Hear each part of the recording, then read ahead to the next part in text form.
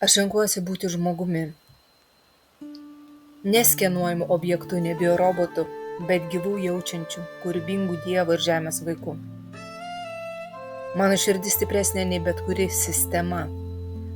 Aš renkuosi gyventi nepatogų, bet tikrą gyvenimą, pilną jausmų, ryšių, prasmės ir buvimo. Renkuosi mišką, nestebėjimo bokštą. Renkuosi sąmoningą motinystę, o ne algoritminį režimą. Renkuosi žvilgsnį į akis, ne biometrinius skaitytuvus.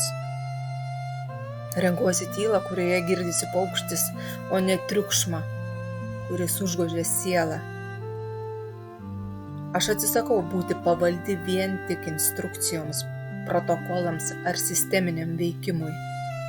Mano intuicija, jausmai, ryšys su vaikais, kūrėju ir žeme – tai mano vidinė technologija, kuriai nereikia atnaujinimų.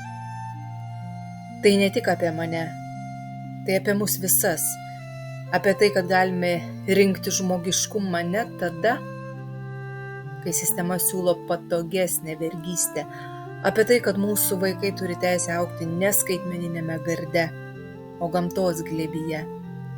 Mes esam gyvos, stiprios ir kuriančios, ne vartotojos, bet gimdytojos gyvenimo.